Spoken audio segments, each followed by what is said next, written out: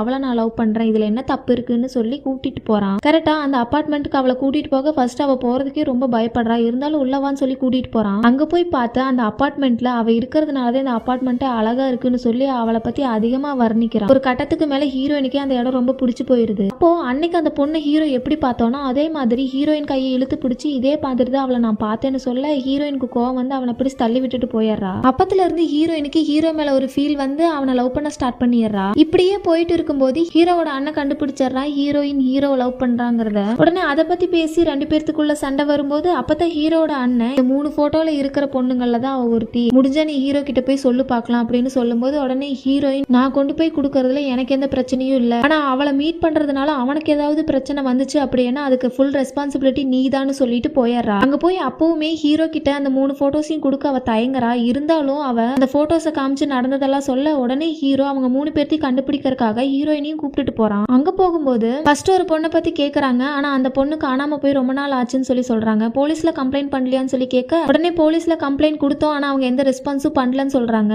அந்த கம்ப்ளைண்ட் எடுத்துக்கிட்டு ஆபீசரை போய் கேட்கும்போது அந்த பொண்ணு காணாம போன அடுத்த நாள் இங்க எம்எல்ஏ பையனும் ஒரு பொண்ணும் ஆக்சிடென்ட்ல இறந்துட்டாங்க, அந்த கேஸை பார்த்தனால இந்த கேஸை எங்களால கம்ப்ளீட் பண்ண முடியலன்னு சொல்லிடுறாங்க. அதே மாதிரி 2வது பொண்ணை போய் கேட்கும்போது அந்த பொண்ணையும் காணோம்னு சொல்லி சொல்றாங்க. கடைசியா அந்த 3வது பொண்ணை போய் கேட்கும்போது அந்த பொண்ணுமே மிஸ் ஆயிட்டான்னு சொல்லி சொல்றாங்க. ஆனா ஹீரோவும் முடிஞ்ச வரைக்கும் தேடி பார்த்ததுல 3 பேருமே மிஸ் ஆகல, இறந்து போயிருக்காங்க. அப்பதான் ஹீரோ 3 பேருமே இறந்து போயிட்டாங்க, ஆனா இறந்ததுக்கு எந்த எவிடன்ஸுமே இல்லையேன்னு சொல்லி யோசிச்சுட்டு இருக்கும்போது அப்பதான் அவனுக்கு ஒரு ஐடியா வருது. திரும்பவும் அந்த 3 பேர்த்துடைய மண்ட ஓட்டை எடுத்துட்டு போய் அந்த ஆர்டிஸ்ட வர சொல்லி திரும்ப அவன் டிசைன் பண்ண சொல்றான். அவளும் எக்ஸாக்டா அந்த 3 பேர்த்துடைய ஃபேஸை டிசைன் பண்ணி கொடுத்துறா. பார்த்தா 3 பேருமே இறந்துட்டாங்க. அப்பதான் அந்த ஆர்டிஸ்ட் சொல்றா இந்த 3 பேர்த்துலயுமே நீ தேடுற பொண்ணு இல்ல, ஆனா இந்த 3 பேர்த்தோட அடையாளத்துலதான் அவ இருக்கா அப்படின்னு சொல்றான். ஆக்சுவலா அந்த பொண்ணு ஒருத்தவங்க